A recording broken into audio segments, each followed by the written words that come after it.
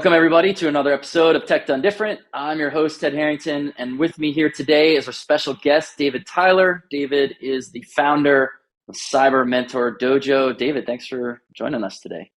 Thanks for having me on, Ted. Appreciate it. So I was excited to have you come on and talk about this idea that is near and dear to my heart. I know a lot of people at our company at ISE. I know it's an important, critical concept across the whole security field, definitely across other fields as well, but of mentorship.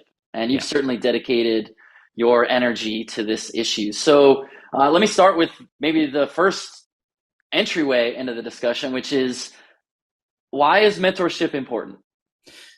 Mentorship's important because when people are going into fields that perhaps they don't have any experience in or support groups in, they're going in blind, and it sets up so many barriers. And it's barriers that I had going through my career. I'd come out of university. I just didn't really know what I needed to know other than what my university had taught me. And so the mentoring removes those barriers by allowing the mentor and the mentee to have a relationship to discuss how the mentor got to where they got to, and therefore translate that into how to bring the mentee into place that they want to be in their career. So one of the things that I've observed, and maybe even probably experienced myself earlier in my career as well, is that there's some fear around this from the mentee side. Right? The idea that, to get mentorship, that requires access to someone more senior than you who is probably perceived to be busy. And why would they help someone maybe they don't even know in this way? Yeah. But I think anyone who's inclined to be a mentor embraces that and is like, oh, I would love to help someone who's, maybe a stage or two behind me in their career and is looking to level up. So how do we solve that? How do we bridge that gap? How do we remove that fear that potential mentees might have?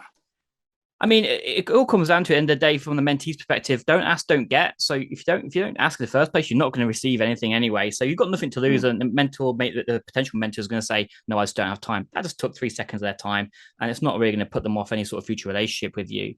But we can sort of overcome that by building it into the community as a whole, and bring it to every aspect of everything we do at work and also in the field, and again, not in the community. So at conferences, that sort of thing, we can encourage this one-to-one relationship, and also by having various places that people can go to volunteer, because if you know that they're on there, then they've volunteered, and you know that they're open to doing that with you.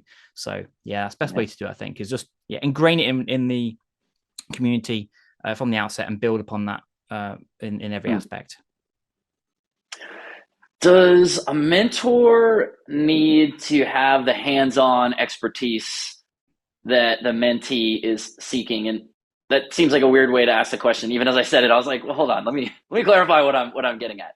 Is so, for example, what's sort of prompting this thought is there are people in our organization who are in different roles, and I really like seeing where people are mentoring each other across those maybe boundaries. So, for example, we have one guy who's just a fantastic leader in our organization, and he's in the sales department. And then we have this other individual, and she's a fantastic contributor in software development and the product team. And those two are sort of paired up, mentor, mentee, but he doesn't necessarily know exactly how to do her job. How should we think about that if someone's not necessarily in the same lane as you? I mean, I think it can be of a benefit, because what you're doing there is really having a cross-pollination of ideas and experiences anyway. So you will find potentially that other mentee will become a mentor in some other aspect to the other mentor, really, because one person may be technical and one person may have soft skills or another area of expertise that they don't, and they want to learn from each other. And really, that's the best way to bring the best outcomes out of each other through their sort of learning journey, is to basically teach each other about your experiences and your technical know-how or your one-to-one skills. So the cross-pollination of ideas can definitely benefit both cases there. So there will always be benefit, because communication is just key in passing those ideas around. And you'll get, I hate to use the term because it's very overly used in business, but a synergy of sort of going around of ideas that rolls around that, and you just build up on that from the previous as you go up. if that makes sense, Yeah. I think. I did laugh at the use of synergy Yeah, it's because that it's is overused. I hate it. I hate it. It puts a horrible taste in my mouth when I say it. But yeah. it is overused, but it does actually mean something. So and it's funny when I was in the process of writing my book, I really wanted to simplify language. And so I was always thinking about like, how would I describe this to a curious, like 12-year-old or something like that? And those were the kinds of words that I realized were actually very limiting because what 12-year-old knows what synergy means? Those of us who are, working the corporate world, we obviously understand it. But synergy, I think if we can remove ourselves from maybe the icky corporateness of it, it makes sense, right? The idea of like harmony between two people or two groups or two organizations. And that's really what you're getting at is the heart of what mentorship is about, is finding that harmony, right? Yeah, absolutely. And you'll see this in corporate world anyway. When they're doing workshops together, they'll ask each other to talk about blocks in their day they've had or in their week, and you talk about how you can remove that block. You're basically in a situation there of you're doing a group mentoring. No one really realizes they're doing it, perhaps, especially in like an agile sort of team. But that's essentially what you're doing. You're throwing around these ideas, these problems, and then you're solving those problems together. You're essentially sharing that previous experience you've had of how to overcome it, and that is exactly what mentoring is. And you just keep building on top of that. And that's how you get a great team. That's an interesting concept. So you're talking about, I've been thinking about mentorship as a one-to-one relationship, but I heard you just describe it as maybe in a group context. Could you tell me more about that?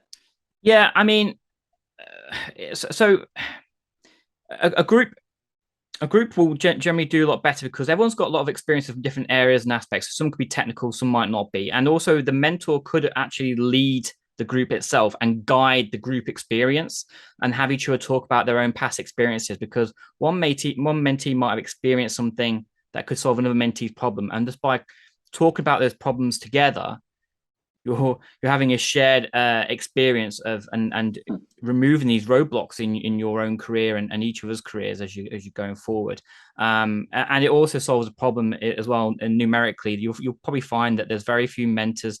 There's way more mentees to a mentor, which is a problem. This is a problem we're sort of having to solve right now, which is why we're going to a group model primarily first, is because for every one mentor, we've got maybe 500 mentees.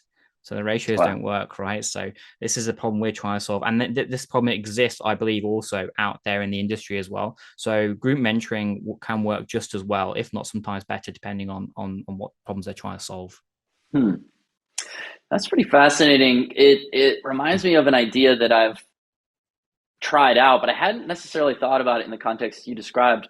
But is this idea of when I'm teaching a workshop, for example, one of the things that I always try to actively do in that workshop is to uh, foster engagement amongst the attendees of the workshop so that it's not just me like presenting concepts or ideas. I mean, I obviously do that as well, but I make a lot of time where they are collaborating amongst themselves, because my theory is, and I'm curious if this is along the lines of what you're talking about with group mentorship, but the theory is that those people probably have all struggled with the same thing, and some of them have probably solved aspects of it in certain ways, and maybe they can mentor each other even if they're peer level. Is Yeah. that part of what you're talking about too, or no? Yeah, absolutely. Just because they happen to have the same perhaps job title doesn't mean they have the same level of experience in different areas, Mm. and they can sort of cross pollinate these experiences together and demonstrate to each other how to overcome these roadblocks. It could also be the mentor might not have had that same problem. We're all going through our own journeys in life and our careers, so the mentor won't have all the experience or the same experience that the mentee is having. Might have something similar. So it's just about talking through these ideas and these problems and then finding a solution to overcome it, because it might be that a peer may have the answer to that solution and the mentor didn't have. I would also bring into that also like bringing these sort of group situations can help also break the ice a little bit in a shared situation, and that allows more emotions to sort of to come to light in the shared group experience, because we are social animals, and this then allows empathy, and empathy can then amplify the experience of mentoring.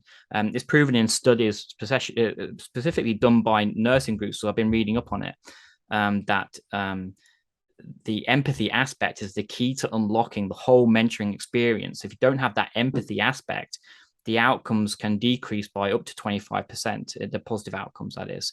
So I think having group sessions can help bring this out, because one-to-one, especially on a Zoom call, Teams call, can be quite difficult. But if you're sort of having this bigger team, it can help to be a bit of a better icebreaker, because it's not just you having this problem, it's others too, and you're in this shared experience, you're having these shared problems.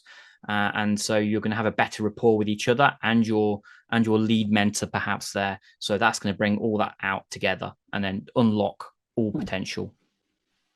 Interesting. This concept of empathy is a fascinating detail that you've just introduced about mentorship. It resonates with me, right? The idea that to be an effective mentor, you need to be able to understand what the person who you're mentoring is going through. And if you're seeking mentorship, you want that person to know what you're going through. So how does a mentor build that empathy? I mean, do they have to have literally experienced the same thing as the mentee does, or is it something that can be learned? Just try and be human, really, I think, and just allow for some sort of emotional connection. I know people in tech can be quite cagey and quite perhaps lacking in outward emotion, perhaps, because we're perhaps more technically minded. It's just the way we're kind of generally wired.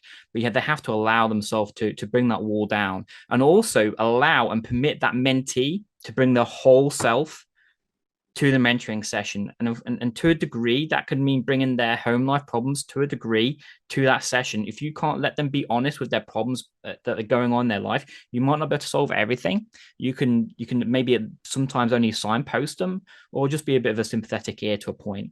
But if you allow that mentee to bring all their problems, you can say, well, I had some problems, just like you, I had a young kid when I was studying and things like this, and these are the things I did to permit myself some time to properly allocate and study and hold myself accountable in my learning journey.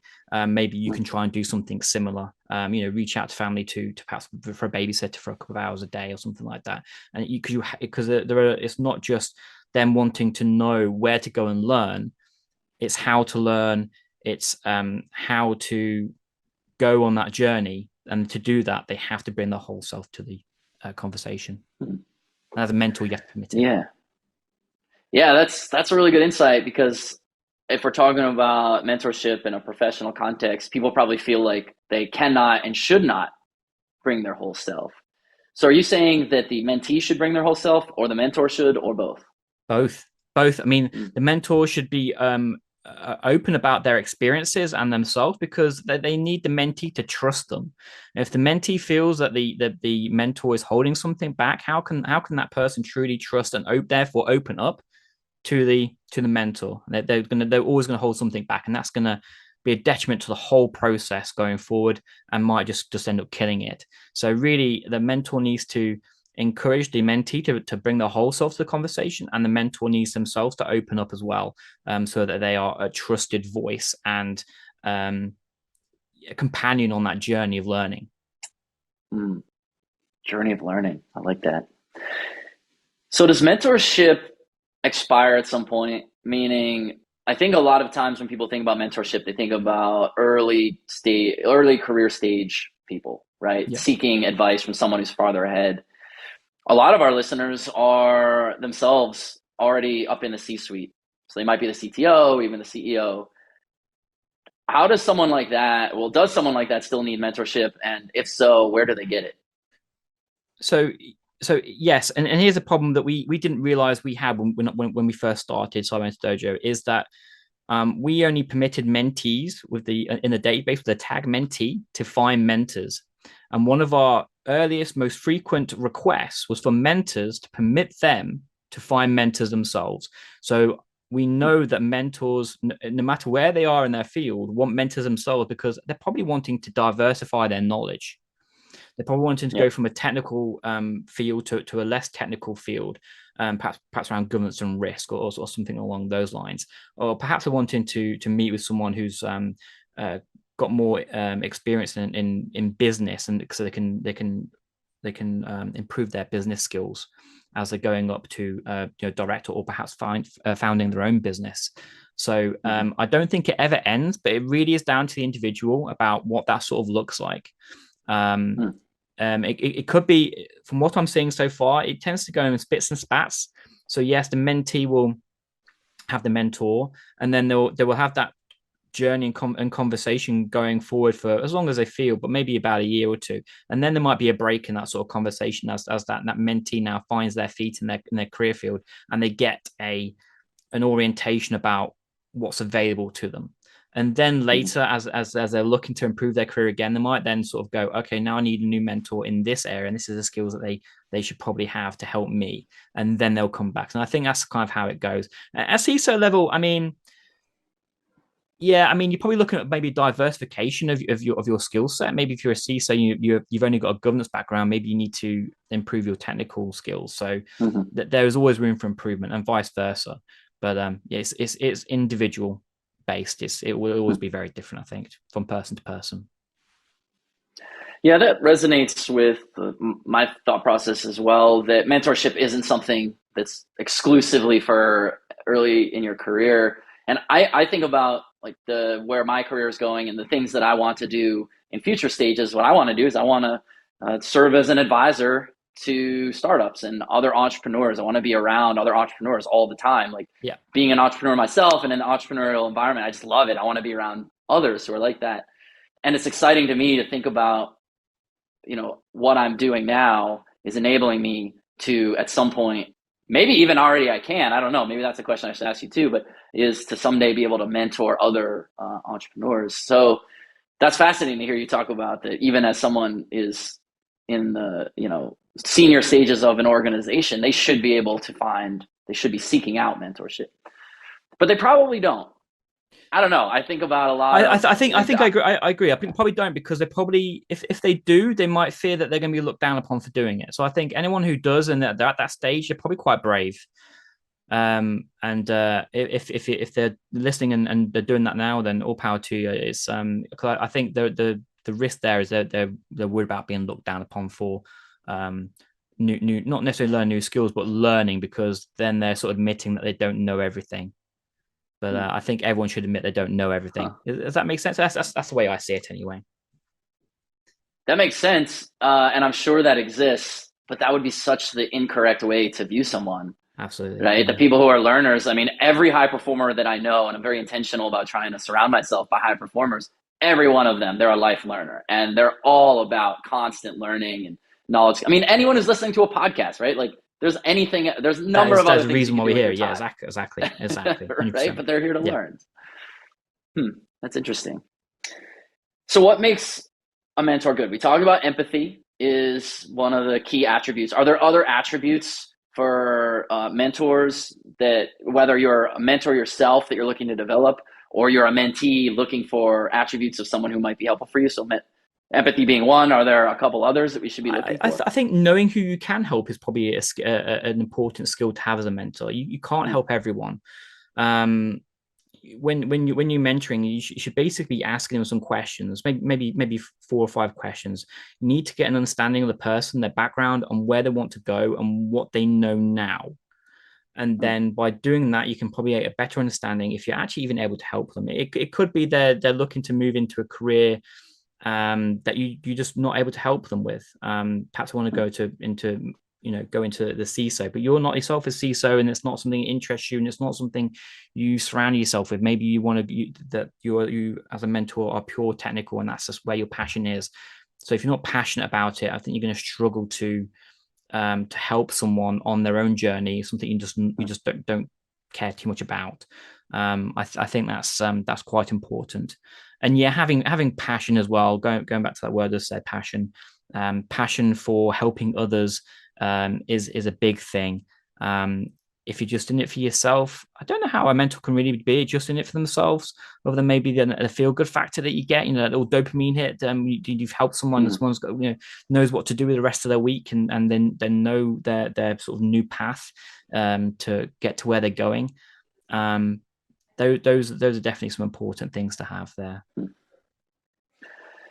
is the practice of mentorship changing over time? And if so, how? Like, how is technology changing things? Are societal norms changing things? How's mentorship changing now versus where it's been and where it might be going? Yeah, I mean, up to now, it's been pretty the same as it probably always has been, and that is on a one-to-one basis. Yes, technology, especially during the COVID times, has encouraged more distance learning and distance mentoring. But now, obviously, with the onset of chat GPT and AI, I think we're going to initially see a guided mentoring process from a AI. Most likely, I think I foresee it being a way to help the mentor know better how to be a better mentor and guide the mentee on their journey, especially when whatever the platform might be. We'll probably have a lot of data about, or fair enough data anyway, on the mentee and the mentor, and therefore can draw a lot of conclusions and give a lot of suggestions. So that way the mentor isn't stuck in providing a path forward. And I think that's probably the way ahead. Whether when we're into GPT-5 and 6, and we're under our new overlords by GPT-8, and if the AI is doing it all by then, I don't know. But I imagine, going back to the empathy thing, I don't think that's something an AI can do. Certainly not yet, but we'll see. We'll see how that pans out. And so I think the human mentor aspect is going to be fundamentally key to everything. So I only ever see technology being an empowerment tool rather than the whole thing. Interesting. So the principles will kind of remain the same, I'm hearing you say, but maybe the application changes somewhat Yeah, over time. absolutely. The principles will stay the same. Just the execution will just change over time, as it always has done, as it did with COVID and technology in general before that. Mm-hmm. Yeah, that makes sense. Love it. Well, you certainly know a thing or two about mentorship, and I've learned a lot from you today. As our time wraps up, is there anything that you want to leave our audience with? I guess the only thing I want to leave the audience with is just find someone to help. And you might be pleasantly surprised of how much that experience is a benefit to you. I'll leave it at Love that. it. David, thank you so much for spending some time with us together today. I think our audience will get a lot out of it. I Thank you, personally Ted. did, so I want to thank you for that. Thank you very much, Ted. Appreciate it. Thanks for having me on. And for everyone listening, if you want to learn more, head over to tedharrington.com/podcast, and we'll catch you next time.